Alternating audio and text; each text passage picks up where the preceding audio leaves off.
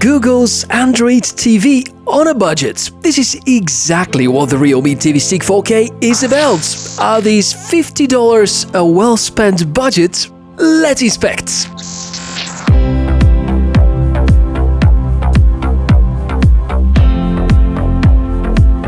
Hi, welcome, good to meet you, I'm Michael. We inspect cool tech over here, and look at this little piece of home entertainment. The logo Realme, yes, this is made by Realme, a small 4K TV stick running Android TV as an operating system. So let me be very clear about how it operates. You can see here on the front, we've got an HDMI port, so this connects to one of the input ports of your TV or monitor, and your device suddenly becomes a lot smarter because this here runs Android TV, meaning that you can turn literally any monitor into a fully functional TV running Android TV. Or if you have a smart TV already, but you're not too happy with the operating system being WebOS or something else, you can use this as well. Pretty capable, good looking, and I think for $50, it's a pretty worthy choice. Competition is, on the other hand, quite tough. Xiaomi have their mighty Mi Box S and have just launched the Xiaomi TV Stick 4K, which covers virtually the same areas and targets the exactly same kind of audience. Amazon have part of the pie with their Amazon Fire TV Stick, without the Google experience, however. So we're talking here about spending around $50 and getting your home entertainment station with you, no matter where you go. This is quite awesome, and I've adopted this approach a few years ago after buying the Nvidia Shield TV, which I have to admit is a lot bulkier. So, Realme 4K Smart Google TV Stick arrives like that. I'll give you an enormous tip. Make sure to also purchase an OTG extender. Gonna cost you no more than $10, and you're gonna thank me forever about getting such. We'll come back to this point in a moment. Now, still observing what's coming out of the box. It ain't that much, but it's exactly as much as you're going to need. A cable, this is used for supplying power to the unit, micro USB standard, which is a bit disappointing. Here is the TV stick itself. There's a short HDMI extender cable, in case you can't plug the TV stick directly to the TV, and the remote. I'm pretty sure there will be a lot of comparisons to Xiaomi's 4K TV stick, and yeah, I plan to give you a more detailed comparison once I get to use both of them for a long enough time. The Realme device is quite basic indeed. No input ports, except for the micro USB port, which is used for the power input as we mentioned. We can see the HDMI out and this small LED. That's all. So let's talk about the hardware which is inside. Quad-core AM Logic S905Y4 system on a chip, unconfirmed by Realme though, and it's running at 2 GHz for the CPU, 2 GB of RAM, 8 GB internal storage, out of which around 4.5 are accessible. Supported resolution is up to 4K 60 frames per second, supports all the current for 2022 codecs on a hardware level, has inbuilt Wi-Fi and Bluetooth, integrated Google Chromecast, and runs Android 11 TV out of the box. This is indeed a decent spec pack and almost overlaps with Xiaomi's TV Stick 4K. But if you're searching for differences, Dolby Vision. It's absent with the Realme device, however, it supports HDR10+, which I guess is gonna satisfy most people, being a widespread enough HDR standard. Knowing the specs already, there actually are two areas to criticize, so let's drill them down. The first one, RAM. 2 GB of RAM in 2022. Many people would say that's not enough. Well, you would partially be right if you think so. But, on the contrary, there are two reasons to believe this is not entirely the case. Reason number one, it's because the RAM management on Android TV is a lot different to what happens on your smartphone, and well, on the smartphone we prioritize battery life and don't kill the apps. Android TV handles everything in a different level, meaning that unless you're looking for really RAM-intensive games, you should be alright. The second reason is because, I guess, most of the competitors use about the same amount of RAM, meaning that if you look into Mi Box S or the Mi Xiaomi TV Stick 4K or even Nvidia Shield TV 2019 and 2020, there are 2 GB editions, meaning that Realme decided to not be any better than the competition. The second major thing to criticize, I would say that's a bit more critical, the amount of internal storage. Well, unfortunately, if you install two bigger games like Real Racing 3 and maybe asphalt, you're gonna run out of space. Setting the stick up is quite straightforward. Connect to the TV or the monitor, get power source via the micro USB port, and put two AAA batteries inside the remote. Then you're gonna see on the screen the steps that guide you through the process. Note that in my case, using the Google Home app didn't work so well, so I've gone for the slightly longer setup process manually. This here is the launcher. If you already like the default Android TV look, well, this one is quite similar.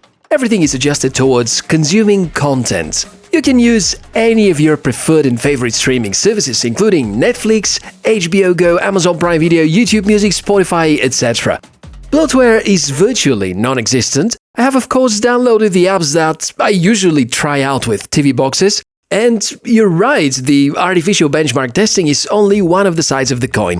Here, Realme's smart Google TV Stick performs according to the expectations. Nothing remarkable, but also nothing that is going to truly disappoint. Wi-Fi is dual-band. In 5G mode it reached close to 200 megabits per second, which is about 70% of my link capacity. Xiaomi's TV Stick was able to provide a little more in terms of bandwidth, but on the practical side there barely is a notable difference. Downloading and installing apps is, as you can see, quite easy. So is the launching of your favorite content, and here the remote is really helpful. Probably I can say that finally there is a remote that I like better than the Mi Box S remote, if we talk about the not too expensive Android TV based devices, because over here we can see 4 buttons: Netflix dedicated button, a YouTube button, Amazon Prime Video, and YouTube Music. Probably I would have loved to see an HBO dedicated button, maybe Spotify button. You have the option to download some apps and remap certain functions. And here we have the Google Assistant button, meaning that you can press and you can say to Google Assistant what you want to achieve, or probably when you want to search for a particular video in YouTube. That comes really handy because you don't have to type through this virtual keyboard. The only remark: it doesn't have button backlights. Let us do some more real-life stuff. Netflix Playback is possible in 4K if your plan allows it. The Realme 4K Google TV Stick is Wi-Fi L1 certified and Netflix certified, meaning that you can watch such content without restrictions, unlike what it is with some other devices. Same we can claim for Disney+, Amazon Prime Video, and so on. Pure video playback is also good. 4K 60 frames per second output is the best you can hope for, and such videos run smoothly. If the bitrate is enormous, the box is gonna start skipping frames, but I never noticed such a thing with online streaming. YouTube, excellent job there, no skipped frames at all, and very, very smooth operation.